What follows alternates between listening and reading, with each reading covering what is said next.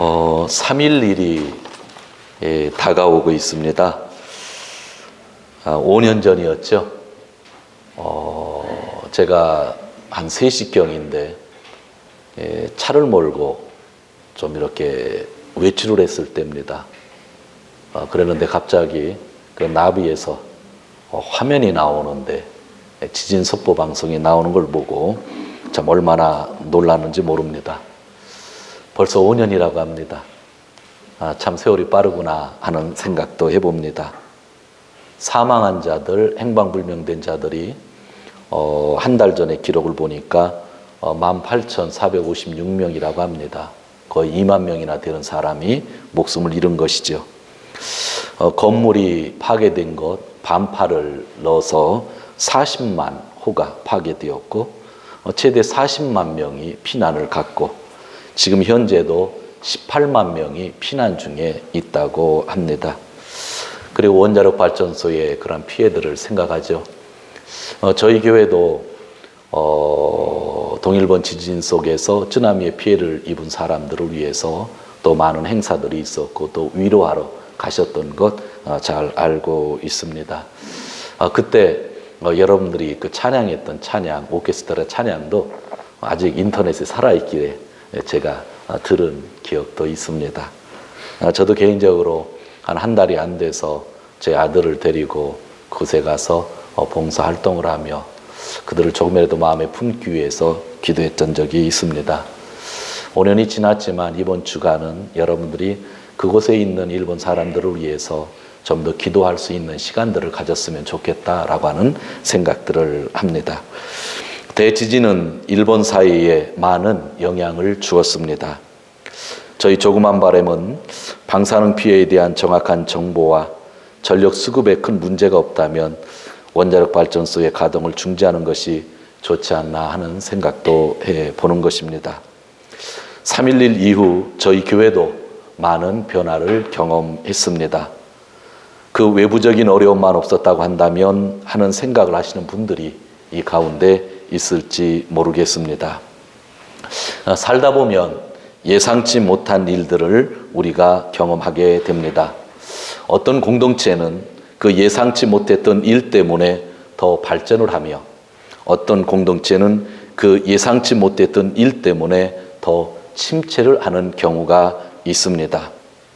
왜 이런 일들이 일어날까?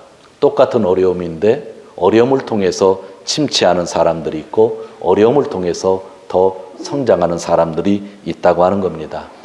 똑같은 교회인데 왜 어려움을 통해서 성장하는 교회가 있고 똑같은 교회인데 왜 어려움을 통해서 침체를 경험하는가라고 하는 이야기입니다.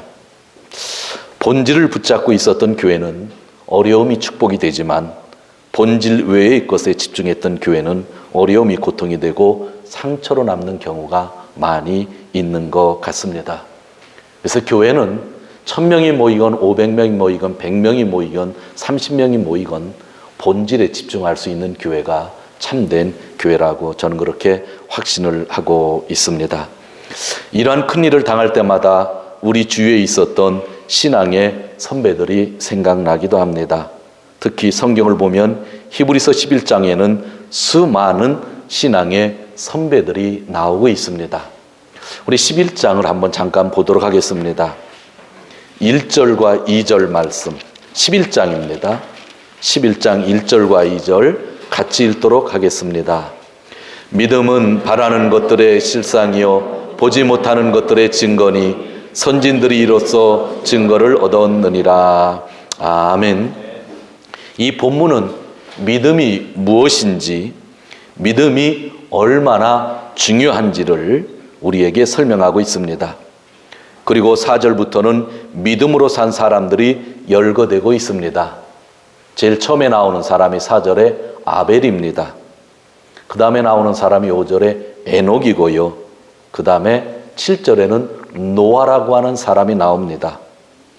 그 다음에 아브라함이 나오는데 아브라함은 8절에서 19절까지 아주 많은 내용으로 아브라함이 언급되고 있습니다. 그 뒤에 이삭, 야곱, 요셉 24절에서 28절 좀 긴 부분에 모세의 믿음에 대해서 기록하고 있습니다. 31절에는 라합이 나오죠. 그리고 32절에서 이렇게 기록하고 있습니다. 내가 무슨 말을 더 하겠습니까? 기드온, 바락, 삼손, 입다, 다윗, 사무엘, 그리고 예언자들의 일을 말하려면 시간이 모자랄 것입니다 라고 기록을 하고 있습니다. 시간이 모자르다는 표현은 성경에는 믿음의 사람들이 더 많이 있다고 하는 이야기입니다. 성경에 나오는 믿음의 사람뿐만 아니라 우리 주위에도 믿음으로 산 사람들, 특히 여러분들 마음에는 어떤 성도님, 어떤 목사님, 믿음으로 살았던 사람이 이렇게 마음에 담겨져 있는 분들이 있을 것입니다. 오늘 성경 말씀 히브리서 12장 1절로 돌아갑니다. 이러므로 우리에게 구름같이 둘러싼 허다한 증인들이 있으니 라고 기록되어 있습니다. 그러니까 11장에 나오는 사람들은 믿음의 허다한 증인들이라고 하는 겁니다. 이러한 믿음의 증인들이 있으니 모든 무거운 것과 얽매기 쉬운 죄를 벗어버리고 인내로서 우리 앞에 당한 경주를 합시다 라고 쓰여져 있는 겁니다. 아벨이 있고 노아가 있고 아브라함이 있고 다윗이 있으니, 이런 믿음의 선진들이 내 주위에 있으니 그 사람들의 믿음을 바라보면서 너희도 앞을 향하여 나아가라 라고 하는 것이 오늘의 말씀입니다. 이렇게 신앙의 선배들이 있으니 너희 눈에 보이는 불필요한 것들을 전부 벗어버리고 우리에게 주어진 그 길을 걸어가라는 하나님의 말씀입니다. 사랑하는 성도 여러분, 우리들도 믿음의 선진들처럼 인내하면서 달려가야만 합니다. 믿음의 선진들이 경주를 해온 것처럼 우리도 계속 경주를 해야 하는데 예수 그리스도가 재림하실 때까지 계속 경주를 해 나가야 되는 것입니다. 어려서부터 교회를 다니다 보면 목사님들이 몇 가지 강조하는 성경의 장들이 있습니다. 그래서 성경에 장 제목을 붙여놓는 경우가 있는데, 은사장 하면 성경이 어딘지 아시나요? 고린도전서 12장을 은사장이라고 하죠. 거기에 보면 성령의 은사들이 많이 나오죠. 사랑장 하면 어디죠? 고린도전서 13장을 사랑장이라고 하죠. 그럼 믿음장이라고 하면 어디라고 합니까? 히브리서 11장. 대부분들 다 알고 계시잖아요. 이렇게 어떤 특정한 성경의 장을 우리가 주제로 붙여놓는 경우가 있습니다. 그래서 우리가 믿음장을 바라볼 때 조금 전에 제가 이야기했는데 가장 많은 본문이 있었던 사람이 아브라함이죠. 그래서 우리는 아브라함을 믿음의 조상이라고 합니다. 오늘 아브라함에 대해서 좀 더 살펴보기를 원합니다. 10년 전에 한국에서 한 책이 나왔는데, 이영규 선교사님, 몽골의 선교사님이셨는데 내려놓음이라는 책을 쓰셨습니다. 서울대학을 나오신 분이었던 것 같은데 제가 관심 있게 보았는데 아주 재밌게 읽었습니다. 그런데 그 다음에 그분이 또 책을 냈는데 더 내려놓음이라고 하는 책을 썼습니다. 그래서 제가 상상을 했습니다. 더 내려놓은 다음에는 어떤 책을 쓸까 하다가 제가 이영규 선교사님이라면 다 내려놓음 썼으면 좋겠다고 생각을 했습니다. 그런데 그분이 지금 인도네시아에 가 계신데 2012년도에 마지막 책을 쓰셨는데 떠남이라는 책을 쓰셨습니다. 아, 떠나려고 떠남이라는 책을 쓰셨구나 하는, 왜 다 내려놓는다고는 책을 안 썼을까 하는 생각을 저 혼자 해봤습니다. 떠난다고 하는 것은 내려놓는다는 의미죠. 다 내려놓는 것은 아니고 아마 또 내려놓는다는 표현이 맞을 것 같습니다. 이 제목과 함께 제가 주목했던 사람이 아브라함입니다. 아브라함. 우리 성경에 나오는 대로 우리가 한번 살펴보도록 하겠습니다. 11장 8절입니다. 11장 8절 우리 같이 읽습니다. 믿음으로 아브라함은 부르심을 받았을 때에 순종하여 장래 기업으로 받을 땅에 나아갈새 갈 바를 알지금. 아브라함이 살던 곳은 갈대아 우르라고 하는 지역이라고 합니다. 가나안 땅으로 하나님이 가라고 말씀하셨을 때에 사실은 가나안 땅보다는 우르가 더 살기 좋은 곳이었습니다. 그리고 우르는 자기의 고향입니다. 거기에 가족들이 있고 친구들이 있고 자기의 생업이 있는 곳입니다. 근데 하나님께서 떠나라고 하는 것이죠. 그런데 아브라함은 그 하나님의 말씀을 믿고 순종하여 그 길을 떠났습니다. 저는 이것을 내려놓음이라고 표현을 하고 있습니다. 내려놓았기 때문에 떠날 수 있는 거죠. 자, 그 다음입니다. 9절을 한번 보시기를 바랍니다. 9절입니다. 9절 같이 읽습니다. 믿음으로 저가 외방에 있는 것 같이 약속하신 땅에 우거하여 동일한 약속을 유업으로 함께 받은 이삭과 야곱으로 더불어 장막에 거하였으니. 이제 8절은 우르를 떠나는데 9절에는 지금 어디에 있는 겁니까? 가나안 땅에 있었습니다. 여기에서는 자세한 이야기를 하지 않는데 사실 아브라함이 가나안 땅에 들어가니까 먹을 것이 없었습니다. 그래서 그가 잠시 내려간 곳이 있죠. 어디죠? 이집트입니다. 이집트에 가서는 자기 부인을 누이라고 속이면서까지 이집트로 내려갔죠.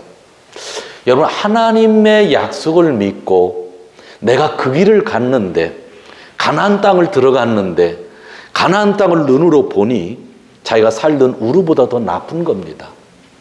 여러분, 이런 경험 하지 않으셨어요? 예수 믿지 않을 때보다 예수님 믿고 나니까 내 삶이 더 어려움이 있었다. 그런 거 경험하신 분 혹시 있지 않으세요? 자, 하나님께 순종하여 간 그 길이 너무나 험악했다고 하는 거죠. 그래서 잠시 어찌할 바를 모르다가 그는 이집트 땅으로 내려가게 되었죠.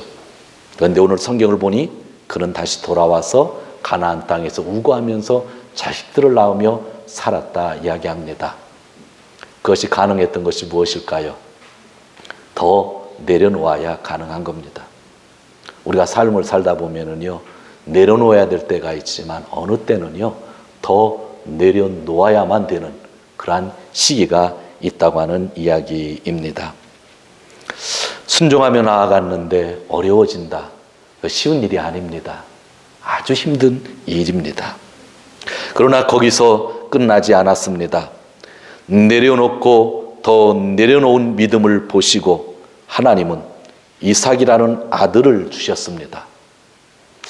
얼마나 큰 축복이겠어요. 내려놨어요.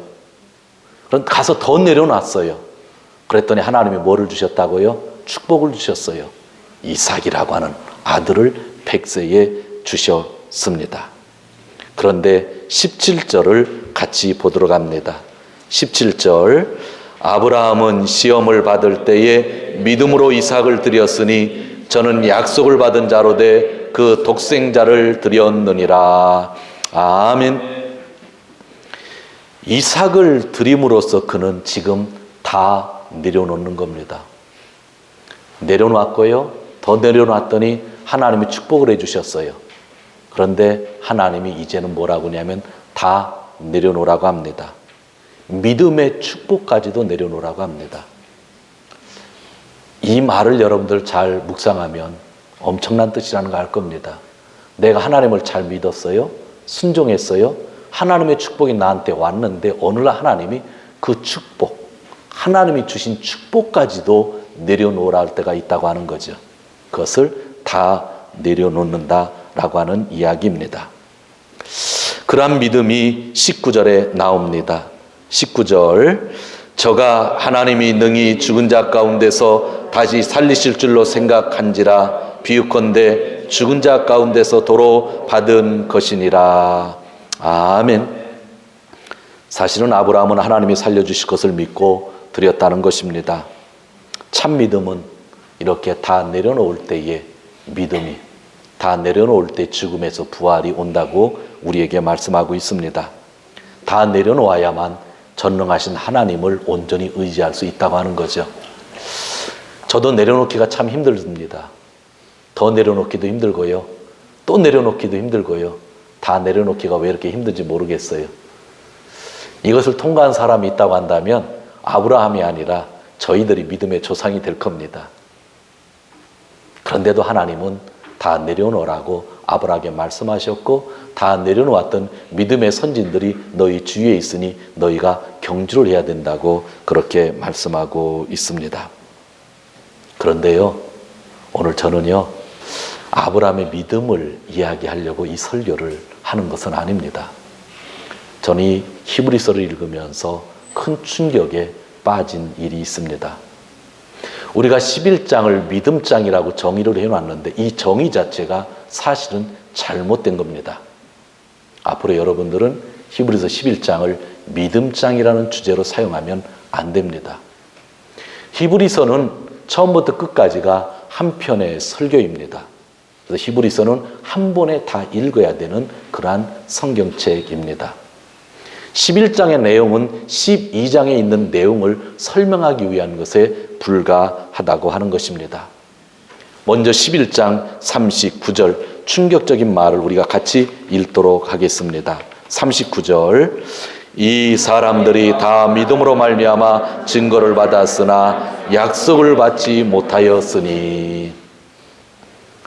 제가 몇 년 전에 히브리서를 계속 설교해 오면서 히브리서 11장에 있는 믿음의 사람들을 한 주간씩 설교를 했습니다. 아벨은 어떠한 믿음을 가졌는지, 노아는 어떠한 믿음을 가졌는지, 아브라함은 어떠한 믿음을 가졌는지를 계속 설교해 왔죠. 그리고 그 믿음을 담자고 그렇게 설교를 했고, 그때 설교한 녹음 테이프들이 아직까지 남아 있습니다. 그러다가 그 모든 사람들의 이름이 끝나면서 뒤쪽으로 왔을 때에 참 충격을 받았습니다. 이 사람들이 다 믿음으로 말미암아 증거를 받았으나 약속을 받지 못하였다. 이 말 한마디는 이 11장은 지금 사람 이야기를 하는 것이 아니라는 겁니다. 아브라함의 이야기를 하는 것이 아니라는 거예요. 그리고 40절에 이렇게 기록되어 있습니다. 이는 하나님이 우리를 위하여 더 좋은 것을 예비하셨은즉 우리가 아니면 저희로 온전함을 이루지 못하게 하려 하심이니라.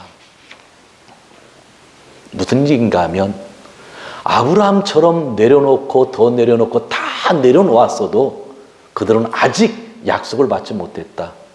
그 약속은 요한계시록에 나오는 새하늘과 새 땅이죠. 새하늘과 새 땅은 언제 주어지는 겁니까? 누가 오실 때요? 예수님이 재림하실 때. 아브라함이 예수님이 재림하시는 걸 보았나요? 못 봤죠. 그러니까 아직 약속한 것을 받지 못한 겁니다.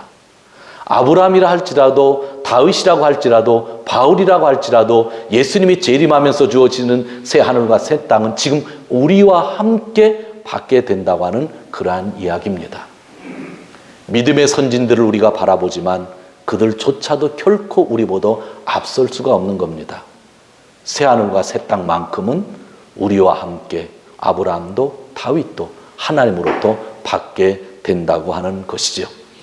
자, 여기까지 나오면 11장을 믿음장이라고 얘기하고 주제를 잡았던 우리들이 얼마나 성경을 잘못 읽었는지 보게 되는 것입니다.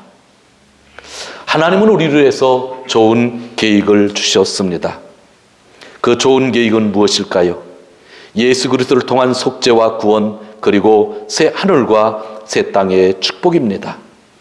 그리고 아브라함이라고 할지라도 다윗이라고 할지라도 우리와 함께 그 완성된 나라를 바라볼 수밖에 없다고 오늘 성경은 이야기하고 있는 겁니다. 쉬운 말로 그들의 구원은 아직 완성되지 않았다.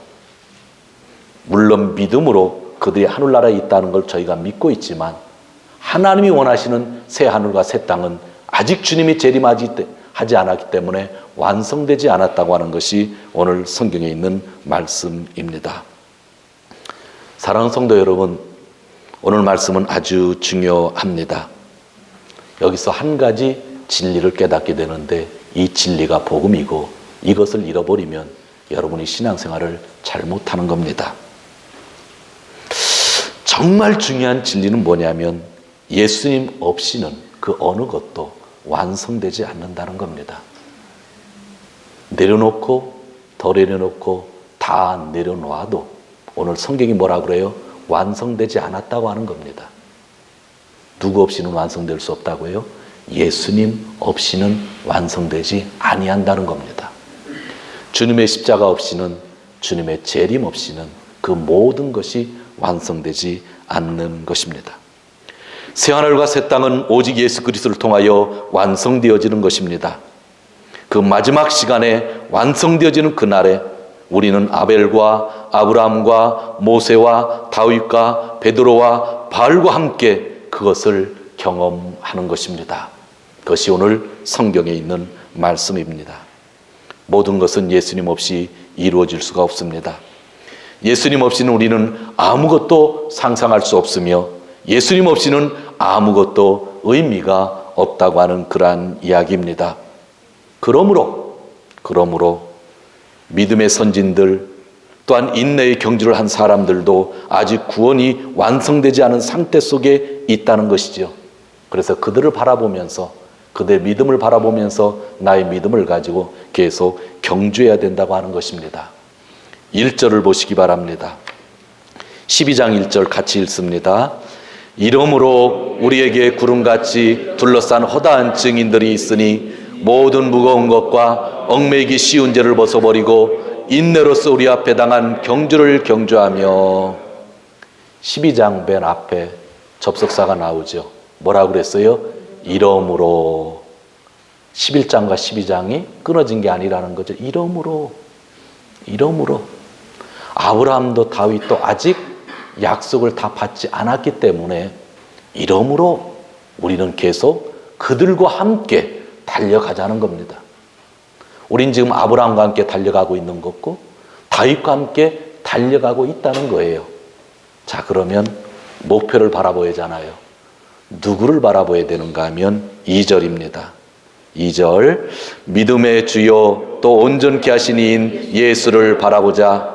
저는 그 앞에 있는 즐거움을 위하여 십자가를 참으사 부끄러움을 개의치 아니하시 하나님 보좌 우편에 앉으셨느니라. 아멘. 믿음의 창시자이신 예수님을, 믿음의 완성자이신 예수님을, 십자가를 지신 예수님을 바라보자는 말씀입니다. 이것이 11장과 12장에 있어서의 중심 구절입니다. 11장에 수많은 믿음의 사람들이 나오고 아브라함에 대해서 아무리 큰 이야기들이 많이 나온다 할지라도 그들은 아직 약속을 받지 못했다는 겁니다. 죽어서 지금 분명히 하나님과 함께 있겠죠. 그러나 예수님의 재림으로 주어지는 새하늘과 새 땅이 아직 주어지지는 않았다는 거예요.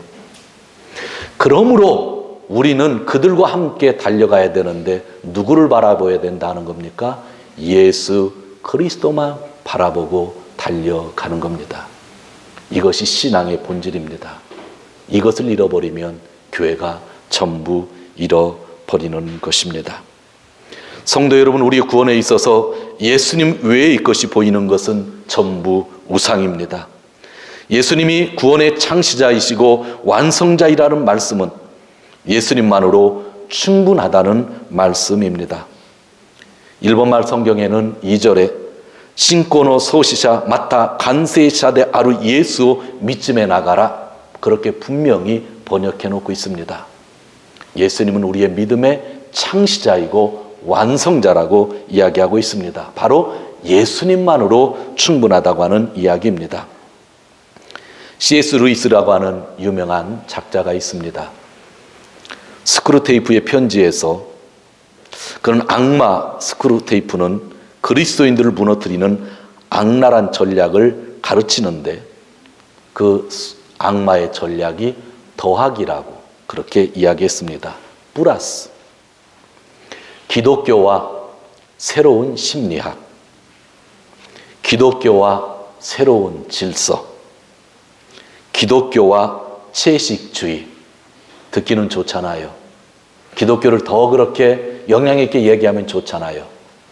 그런데 C.S. 루이스는 그 더하기가 문제라고 이야기하고 있고 그 더하는 것 때문에 교회가 무너진다고 이야기하였습니다. 초대교회 유대인들은 복음에다가 무엇을 더했는가 하면 할례를 더했습니다. 사도 바울이 그것과 얼마나 싸웠는지 여러분들 잘 알고 계시잖아요.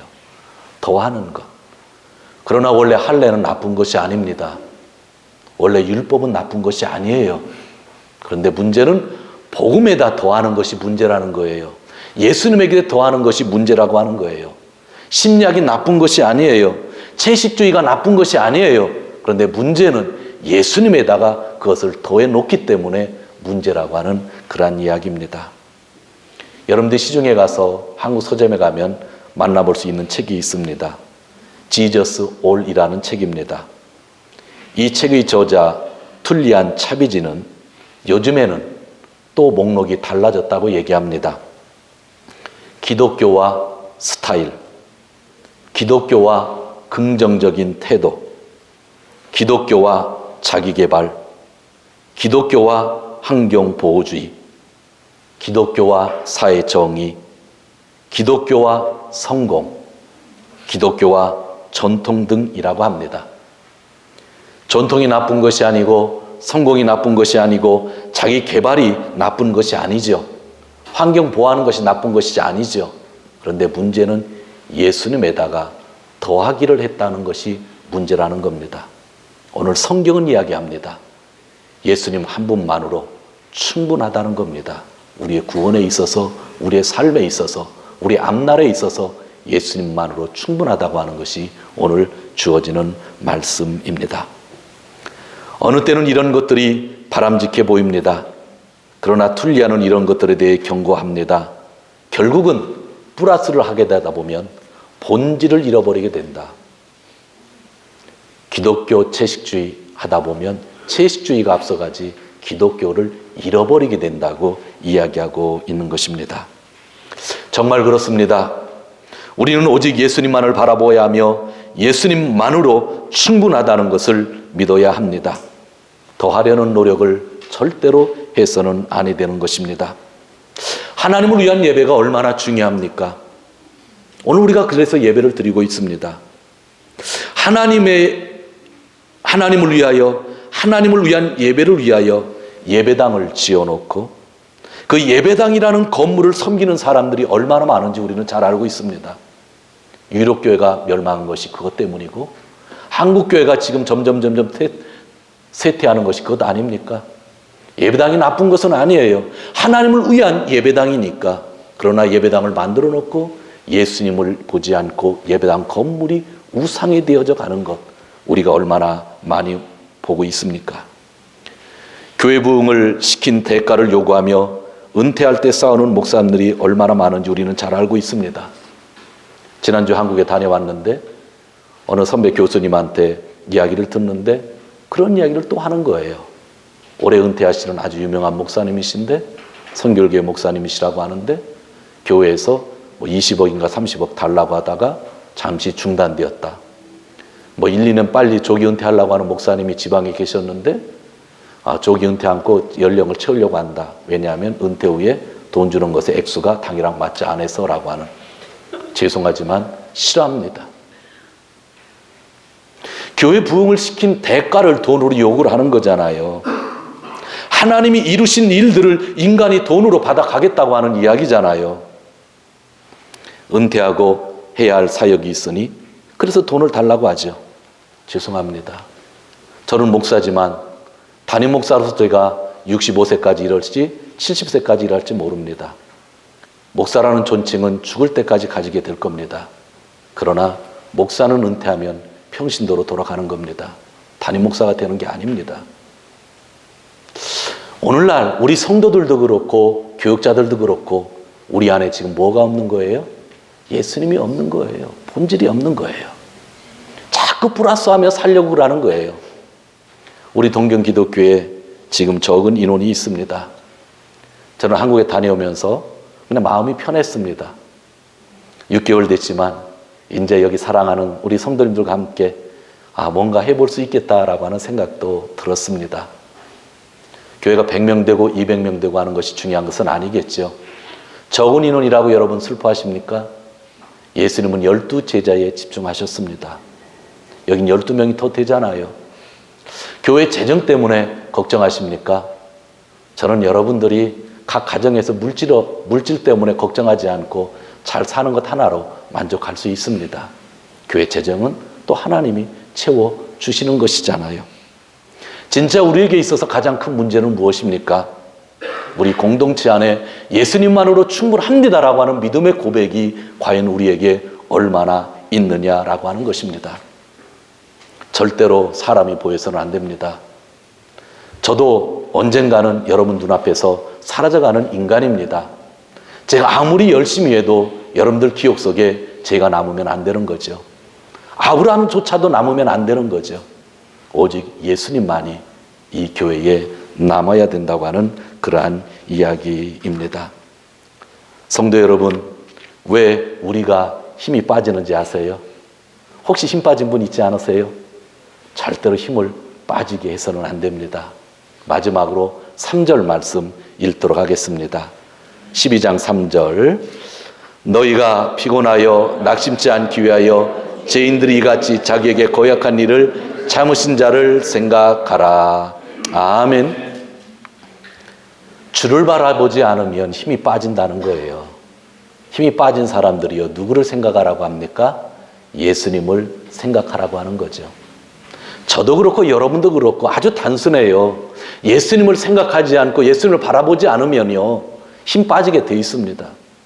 교회 1000명이 모여도요, 내가 예수님을 바라보지 않으면 힘이 빠지는 거예요.